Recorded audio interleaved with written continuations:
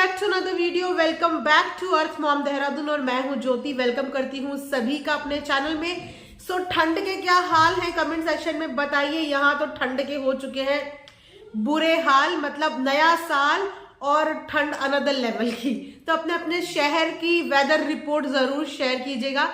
इसी के साथ शुरू करते हैं आज का वीडियो। तो कल तो दो व्लॉग आए हैं, यानी कि जनाब का भी और जनाब की बहना का भी। वैसे अक्सर ये बट ऑब्वियस सी बात हो चुकी है कि जनाब के वोटिंग अपील के लिए तो ये डेट जो है वो फिक्स हो चुकी है कि इस दिन तो व्लॉग आएगा ही आएगा। खैर प्लेटफॉर्म है तो यूज करने में कोई बुराई भी नहीं है।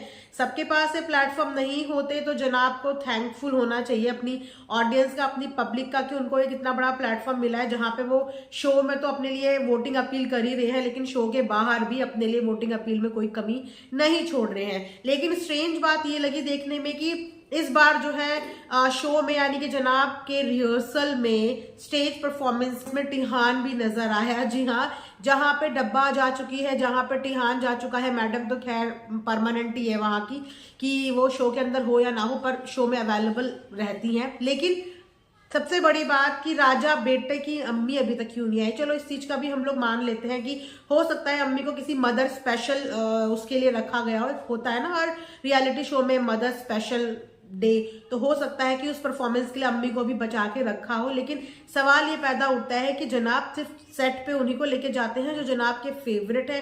मतलब फेवरेटिज्म शो के अंदर भी चल रहा है और जनाब की निजी जिंदगी में भी चल रहा है, क्योंकि इतने हफ्तों के शो में एक बार भी, सबसे पहला क्वेश्चन मेरा यही था कि डब्बा तो गई लेकिन डब्बा के साथ फनी नहीं दिखा। हालांकि फनी के लिए बहुत हैपनिंग चीज होती, क्योंकि वो इस चकाचौंध सेलिब्रिटी वाली दुनिया से बिल्कुल अलग दुनिया का है। तो सबसे पहले तो उसको ये चीज एक्सपीरियंस इन लोगों को करानी चाहिए थी। उस बेचारे ने वोटिंग में क्या कमी छोड़ दी, मतलब एक एक दोस्त के पास जा जाके लिटरली उसने फोन पकड़ पकड़ के वोट करवाए हैं। और अब कहीं ना कहीं वो भी ठंडे पड़ गए हैं। अब तो आई थिंक वो पोस्ट भी शेयर नहीं करते, पोस्ट भी नहीं डालते, बिकॉज उसको उसके एफर्ट्स का कुछ सिला ही नहीं मिला। एक बार उसको पूछा तक नहीं कि भाई चलो तुम्हें आज शो दिखा देते हैं या तुम्हें आज सामने से दिखा देते हैं, या इन्हें ये डर लगता है कि कहीं फनी भी कैप्चर हो गया मीडिया के आगे तो फनी को भी पॉपुलैरिटी मिल जाएगी, और अगर फनी को भी पॉपुलैरिटी मिल गई तो फिर डब्बा का ग्रेस कहीं ना कहीं कम पड़ जाएगा। इसीलिए मीडिया से इंटरेक्ट नहीं होने देना चाहते ये फनी को, या आई डोंट नो कि इनके दिमाग में क्या चीजें चल रही है। लेकिन फनी डिजर्व करता था जाना, क्योंकि फनी के बहुत एफर्ट्स थे इनिशियल डेज में जनाब की वोटिंग अपील के लिए, लेकिन वहां पे फनी को नहीं पूछा गया। बाकी इनके चोमू टोमू सब के सब वहां पे मौजूद थे, इनके अड्डा के सारे दोस्त वहां पे जाते हैं, सबको पासेस मिलते हैं, लेकिन वहां पे फनी को पासेस नहीं मिला। चलो वो तो फनी था, फनी चला गया बेचारा मौधा, उसको यहाँ जो इज्जत नहीं मिलती मौधा में वो इसीलिए खुश रहता है बिकॉज मौधा में उसको बहुत रिस्पेक्ट, बहुत इज्जत, बहुत आदर मिलता है। वहां पे सब उसकी सुनते हैं, उसके साथ हंसते हैं, बोलते हैं। और वो थोड़ा इस एंटी सोशल फैमिली से थोड़ा सा डिफरेंट है। उसको अपने आसपास भीड़ बहुत पसंद है, मतलब लोगों के इर्द गिर्द रहना बहुत पसंद है, दोस्ती यारी बहुत पसंद है। और कहीं ना कहीं इस दोस्ती यारी का उसको फायदा भी हुआ है। उसने अपने आज के व्लॉग में दिखाया भी कि फ्रेंड, ये मेरे वो वाले फ्रेंड है। फ्रेंड, एक तो डब्बा के तो फ्रेंड से हम ऑलरेडी परेशान थे, अब इसको भी खड़ा कर दिया है फ्रेंड फ्रेंड फ्रेंड। मतलब छोड़ो इन लोगों को, क्या बोले इनको देख के। वो जैसी फ्रेंड बोलता है मुझे पहले इतनी जोर से हंसी आती है कि क्या यार, कुछ और ही बोलना सिखा देती। खुद बोलती है फ्रेंड्स फ्रेंड्स फ्रेंड्स, और उसको सिखा दिया है फ्रेंड फ्रेंड फ्रेंड। तो वहां पे इसने अपने फ्रेंड से भी मिला है जो इनकी प्रेम यानी कि लव स्टोरी में कंट्रीब्यूशन था, जिनका आज इनडायरेक्टली बताती हुई नजर आई। हालांकि जब भी इनसे लव स्टोरी शेयर करने की बात करो ये लोग गायब हो जाते हैं।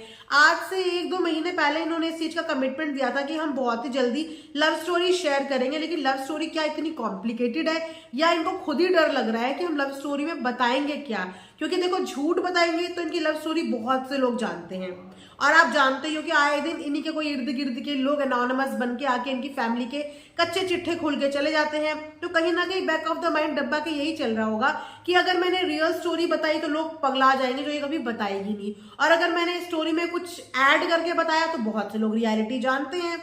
मौदा के सब लोग ऑलमोस्ट रियलिटी जानते हैं। तो इसी कश्मकश में अभी डब्बा फंसी हुई है। तो देखते हैं डब्बा ये लव स्टोरी वाला जो कंटेंट है ये अपना कब लेके आती है।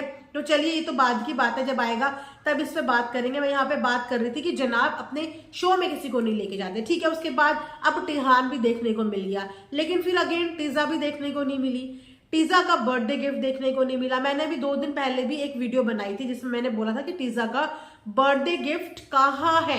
इतना इंपॉर्टेंट कंटेंट जहां पे ये लोग किसी को अगर एक फूल भी देते हैं तो वो भी कंटेंट में छप जाता है, वहां पे इन्होंने डब्बा को इतना एक्सपेंसिव डायमंड सेट दिया, जहां पे इन्होंने टिहान के बर्थडे में उसको इतने एक्सपेंसिव शू दिए थे, और आए दिन अपनी अम्मी को तो टॉप्स वगैरह ये लोग ऐਵੇਂ खैरात में बांटते रहते हैं। तो वहां पे अभी तक टीजा के बर्थडे का गिफ्ट कहाँ है? उसका बर्थडे का गिफ्ट अब तक नजर क्यों नहीं आया? इनकी फैमिली की तरफ से 3 से 4 व्लॉग आ चुके हैं, लेकिन टीजा का बर्थडे गिफ्ट अभी तक नहीं आया। तो क्या यहाँ पे इस घर के अंदर फेवरेटिज्म चल रहा है? वैसे तो कई बार my baby boy my boy करते हुए दीपिका मैडम नजर आती है, जिसमें बहुत लोग उनसे इस चीज की क्वेश्चन भी करते हैं कि ये हमेशा लड़कों की तरफ इतनी आकर्षित क्यों रहती है, मतलब क्या ये यहाँ पे जेंडर डिफरेंस करती है बॉयज एंड गर्ल्स में? वेल, इस चीज के ऊपर कोई पुख्ती नहीं कर सकते क्योंकि कुछ नहीं पता किसी के दिल का कि क्या उनके दिल के अंदर चल रहा है। लेकिन यहाँ पे टीजा के साथ जो चीजें देखने को मिल रही है वो मुझे ऑकवर्ड लग रही है, क्योंकि जहां पे हेल्प की बात हो तो मैडम के व्लॉग शूट करने के लिए भी टीजा को बुलाया जाता है। ठीक है, डब्बा का व्लॉग शूट होता है तो टीजा का कंट्रीब्यूशन होता है, किसी चीज की डेकोरेशन में हेल्प चाहिए होती है तो टीजा हेल्प करती है। हर जगह पे टीजा की हेल्प की जरूरत पड़ती है इन्हें। इनफैक्ट डब्बा की कुकिंग भी कोई रेसिपी बना रही होती तो उसमें भी सबसे ज्यादा महत्वपूर्ण रोल होता है टीजा का, लेकिन जब उसको कैमरे में लेने की बात होती है जनाब के व्लॉग से तो वो दूर दूर तक मतलब होती ही नहीं है। जनाब तो उसको लेते ही नहीं है। जनाब के व्लॉग में ज्यादातर हमें टिहान ही देखने को मिलता है। तो क्या जनाब का जो फेवरेट है वो टिहान, या वो उसको अपनी तरह बनाना चाहते हैं? लेकिन अपनी तरह बनाना भी चाहते हैं तो ऐसा भी मत बना देना, तुम तो फिर भी अपने रिश्तों के इतने नजदीक हो, तुमने तो फिर भी इस एज तक अपने नाते रिश्ते बहुत संभाल के रखे, भले ही दिखावे के लिए सही, लेकिन टिहान को इस तरीके की अपब्रिंगिंग देने का मतलब है कि वो अपने घर से, अपने रिश्तों से, अपनी बहन से, अपने परिवार से धीरे धीरे कटता चला जा रहा है। पता नहीं किस तरीके का उसका ब्रेन वॉश किया जा रहा है। लेकिन टीजा को ना तो शो पे लेके गई, ना उसके बर्थडे गिफ्ट का कोई अता पता है, और व्लॉग में उसका सिर्फ यूज किया जाता है, उसको व्लॉग में लिया नहीं जाता। तो यहाँ पे चीजें ऐसे लगती हैं कि टीजा और टिहान के बीच में भी ये लोग बहुत ज्यादा डिफरेंस करते हैं, यानी कि जो जनाब के फेवरेट होंगे वो जनाब के साथ सब जगह जा सकते हैं, और जो जनाब के फेवरेट नहीं होंगे उनको कहीं भी जाना या कहीं भी दिखना अलाउड नहीं है। तो इस बारे में मुझे पहले बात करनी थी। उसके बाद बात करेंगे डब्बा के बारे में कि डब्बा ने डेगची भर के, जैसे कि मैंने अपनी लास्ट वीडियो में बताया था कि गाजर का हलवा बनाया। तो आज फिर जो है उनके घर में जो हाउस हेल्प है वो चूल्हे पे बना रही थी, तो उन्होंने बोला चूल्हे पे आज क्या बनाएंगे, तो उन्होंने भी बोला गाजर का हलवा बनेगा और चिकन बनेगा। और अचानक से उनको याद आया कि अरे यार गाजर का हलवा तो मैंने भी ऊपर बनाया हुआ है। अब लोग ये बोलेंगे कि अभी कल ही तो गाजर का हलवा डेगची भर के बना, तो दोबारा से गाजर का हलवा चूल्हे पे क्यों बना रहे हैं? तो वो मुंह से तो निकल गया, आई थिंक एडिट करना भूल गए, तो गाजर का हलवा तो बनता हुआ नहीं दिखा उसमें, पर चिकन जरूर बनता हुआ दिख गया। तो ऐसे क्या जरूरत आन पड़ी कि ऊपर इतना भर के जो गाजर का हलवा बना था एक दिन पहले ही, जो खत्म भी नहीं हुआ अभी तक, और उसके बाद दोबारा से गाजर का हलवा बन रहा है, जबकि आई थिंक इनके पापा तो डायबिटिक है, वो तो गाजर का हलवा खाती नहीं, मम्मी भी कितना खाएंगी, डब्बा डाइटिंग पे है, तो किसके लिए वो गाजर का हलवा भर भर के बन रहा है? क्योंकि बांटते तो ये किसी को है नहीं, लोगों के घर से जरूर खाना ले लेके आते हैं, पर बांटते किसी को नहीं है। तो ये 2 बार गाजर का हलवा बनने वाली चीज मुझे बिल्कुल भी समझ में नहीं आई। ऐसा तो नहीं कि जो डब्बा ने ऊपर गाजर का हलवा दिखाया वो सिर्फ चूल्हे पे चढ़ाया दिखाया हो, बाकी वो हलवा जो है सारा चूल्हे में पका हो, बस डब्बा ने उसको गैस पे रख के दिखा दिया हो कि ये हलवा मैंने बनाया है। तो ये 2 बार हलवे वाले जो सीन है वो समझ में नहीं आए कि वहां पे क्या चल रहा है। उसके बाद बहुत ही क्यूट जेस्चर लगा मुझे उनकी वो छोटी गुड़िया का, जो वहां पे रहती है, जो जिसका नाम सहर है, तो उसने बहुत प्यारा एक ब्रेसलेट दिया, जिस ब्रेसलेट में इविल आई बनी हुई थी, और जिसके लिए कमेंट सेक्शन में बहुत सारे लोगों को कमेंट आया कि ये पहनना आई थिंक गुनाह होता है। मुझे इस बारे में आइडिया नहीं है, तो लोग उनको यही चीज समझा रहे थे कि इस तरीके का ब्रेसलेट ना पहने, ये गुनाह होता है। इतने सारे लोग इस चीज को जानते हैं, इतने सारे लोग जानते हैं, तो क्या इनके परिवार का कोई भी लोग इस चीज को नहीं जानते?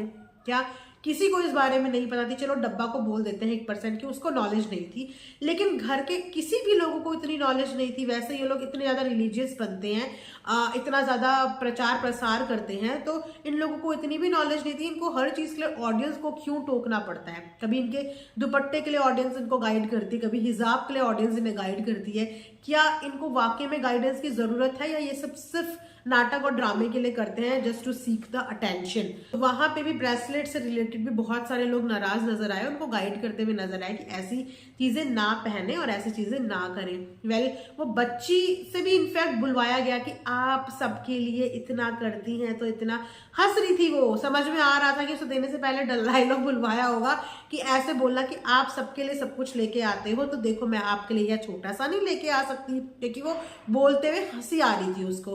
सेम डायलॉग जब उनके घर में वो एक आज दिखाई गई हैं, जो भी उनका नाम होगा, नाम मुझे याद नहीं है, उनको भी डायलॉग्स दिए गए कि ऐसे बोलना। वहां पे ये लोग शायद कट करना भूल गए जब उसने कहा कि रुको रुको अभी मुझे हंसी आ रही है। तो सारे डायलॉग्स घर के मेंबर्स को मिलते हैं, उस हिसाब से वो लोग बोलते हैं, यानी कि डब्बा की जितनी तारीफ होती है वो सब स्क्रिप्टेड होती है, प्लान्ड होती है, कोई दिल से तारीफ नहीं करता और डब्बा इसी में खुश हो जाती है। तो ये था मेरा आज का एक रिएक्शन कल के दोनों व्लॉग्स के ऊपर। बहुत सारे पॉइंट्स मैं मिस आउट कर चुकी हूँ, आई नो, तो आप लोग कमेंट सेक्शन में बताना। मैं नेक्स्ट वीडियो बनाऊंगी, आज थोड़ा सा जल्दबाजी में भी हूँ, थोड़े से प्लान्स हैं, तो इसके लिए आज की वीडियो यहीं पे खत्म करते हैं। आई होप आप लोगों को पसंद आया होगा। Thanks for watching earth Mom Dehradun.